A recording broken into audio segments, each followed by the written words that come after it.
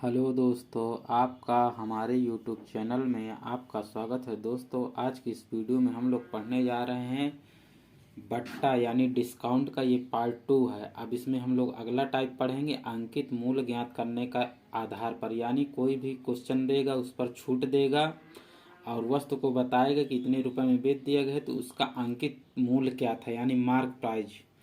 तो इसको हमको ज्ञात करना है। तो चलिए दोस्तों देखते हैं। आपका पहला क्वेश्चन है, किसी वस्तु के अंकित मूल्य पर 20% का बट्टा देने के बाद वस्तु को 4,000 रुपये में बेच दिया जाता है, तो ज्ञात करें कि उस वस्तु का अंकित मूल्य क्या होगा। यानी कि मान के चलिए कि कोई वस्तु है, कोई वस्तु हमने माना कि यक्स, मान लीजिए कोई वस्तु है। अब इस पर हमको छूट दिया है कितना, 20%। तो 20% का मतलब आप समझ रहे हैं, 20% की छूट। यानी कि यहाँ पर आएगा, जब हमने बताया ना कि जब जैसे ऐसे लाइन खींच दी गई है ये, और ये सेंटर हो गए, इस पर मान लीजिए कि 100%। कोई भी चीज़ का वस्तु का मूल्य या कुछ भी होता है वो 100% माना जाता है। अब 100% के ऊपर वृद्धि या कमी होती है, तो जब ऊपर को लाइन जाएगी तो यहाँ पर आ जाएगा 10% की वृद्धि, मतलब 110%। इसके बाद 20% की वृद्धि जब करोगे तो 120%, और जब 30% की वृद्धि करोगे तो 130%।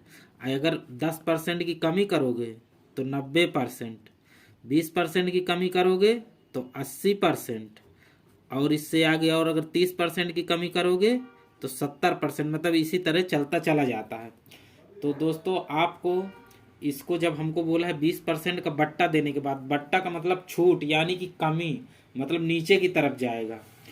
तो जब नीचे की तरफ 20% छूट दोगे तो कितने पे आएगा, 80 पे आएगा। तो आपको लिखना है 80 बटे में परसेंटेज जब हटाएंगे तो नीचे 100 आ जाएगा। तो 20 चौक 20 से इसको काटेंगे तो 4 बार जाएगा, और ये जाएगा 5 बार।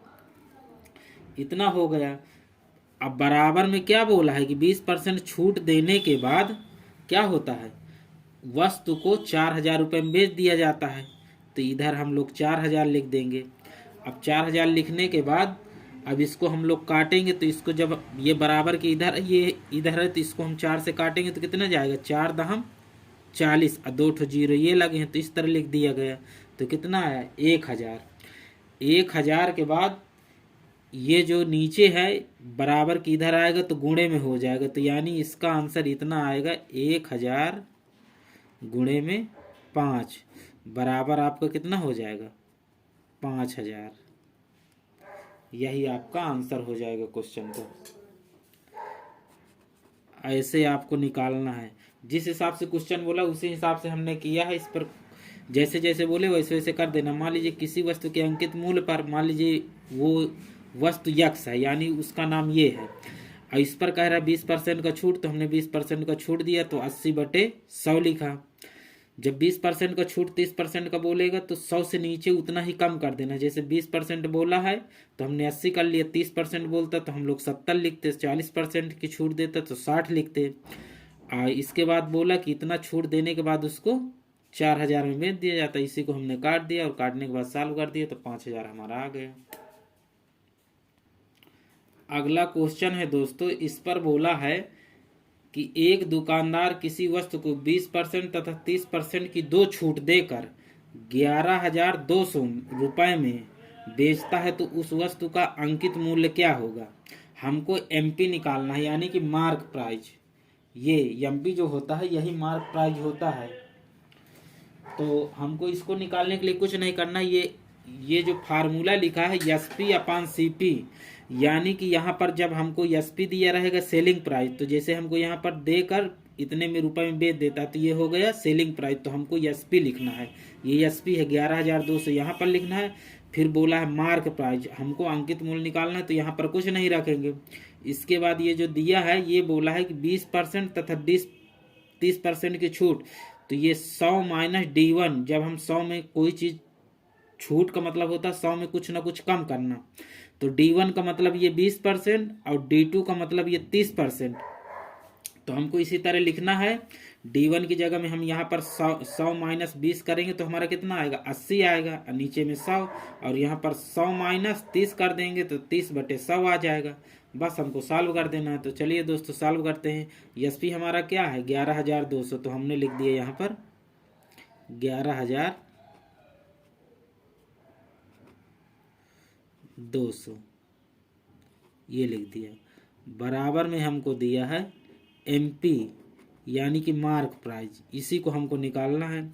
इसके बाद ये जो कोष्टक लगा है ये कोष्टक का मतलब होता है जब कोई बाहर रहते ही मतलब गुणा, तो हम लोग यहाँ पर इंटू का चिन्ह लगाएंगे और क्या लिखेंगे 100 माइनस ये पहली वाली छूट, तो 100 माइनस D1 करेंगे तो इसी को हम लोग D1 मानेंगे, इसको मानेंगे D2। तो चलिए हम लोग करते हैं। D1 का मतलब कि 20% की छूट, तो यानी 80 बटे में 100। फिर इसके बाद इंटू करेंगे क्योंकि गुणा ही होगा। इसके बाद D2 बोला है तो 100 माइनस 30 करेंगे तो 70 बटे में 100। अब इसको हमको सॉल्व कर देना है। जब हम इसको सॉल्व कर देंगे तो हमारा आंसर दोस्तों आ जाएगा। तो चलिए सॉल्व करते हैं। 1 0 1 0 1 0 1 0 यानी 2 0 चले गए। अब इसके बाद हम लोग क्या करेंगे, इसको काटेंगे। तो 8 सते 56, 56 दूनी कितना होता है 112 होता है ना।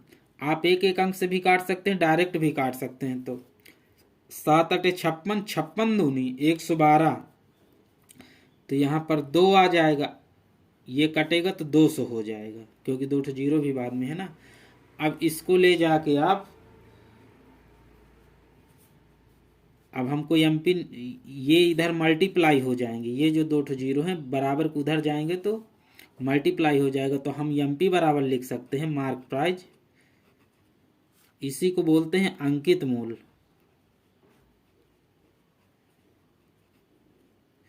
अंकित मूल्य या मार्क प्राइस बराबर हमारा हो जाएगा 200 गुणे में 100 बराबर कितना आएगा 20,003। और यही हमारा हो जाएगा आंसर। ऐसे आपको निकालना है। अगर हमको सीपी दिया रहता तो यहाँ पर सीपी लिखते, लेकिन हमको दिया है सेलिंग प्राइस यानी विक्रय मूल्य, तो हमने यहाँ पर लिख दिया और जैसे जैसे बोला है उससे से निकाल लिया। इस फार्मूले से सब आपका आ जाएगा दोस्तों। चलिए अगला क्वेश्चन देखते हैं। दोस्तों आपका अगला क्वेश्चन है, किसी साड़ी के अंकित मूल्य पर क्रमशः 16.2/3% तथा 12.5% की छूट देने के बाद उसको 35,000 रुपये में बेच दिया जाता है, तो साड़ी का अंकित मूल्य क्या होगा। मतलब उसका अंकित मूल्य कितना हमको नहीं पता, उस साड़ी पर रेट क्या लिखा है, लेकिन उस रेट पर हमको 16.2/3% और 12.1/2% यानी 12.5% की 2 छूट देने के बाद जब आदमी उसको खरीदने के लिए देता है पैसा, मतलब बेच देता है वो 35,000 रुपये में, तो कह रहा है कि उस पर जो अंकित मूल्य है यानी कि जो उसमें लिखा है रेट वो कितना है। तो ये चीज़ हमको पूछा है, तो कोई दिक्कत नहीं, हम लोग बता देंगे उसी फार्मूले से जो हमने इसके पहले वाले क्वेश्चन में लगाया है। तो आपको कुछ नहीं करना है, आपको लिखना है एसपी अथवा सीपी बराबर एमपी और कोष्टक में 100 माइनस D1 बटे में 100। फिर हम लोग लिखेंगे यहाँ पर 100 माइनस D2 बटे में 100।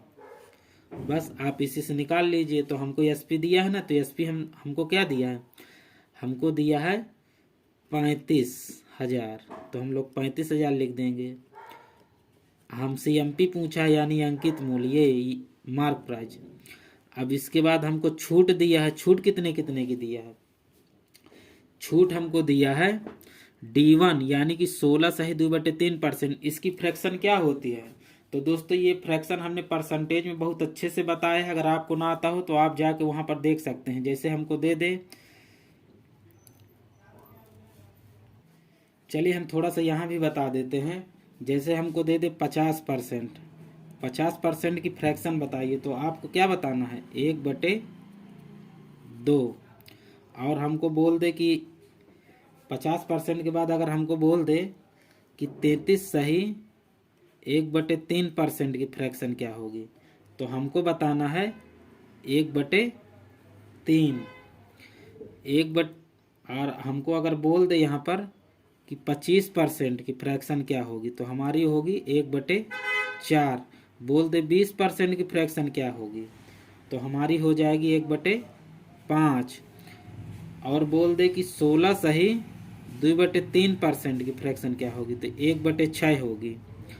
बोल दे 14 सही 2/7% की फ्रैक्शन क्या होगी, तो यहाँ पर बराबर का चिन्ह लगा लीजिए, तो हमारा हो जाएगा 1/7। ऐसे आपको आना चाहिए। अगर ये आएंगी तो आपका कैलकुलेशन बहुत छोटा हो जाएगा, और नहीं फिर आप ऐसे ही करेंगे तो फिर इसको 16 3 48 2 50/3 करेंगे, फिर उसको काटना पड़ेगा, तो क्या मतलब है, इससे बहुत इजी हो जाएगा।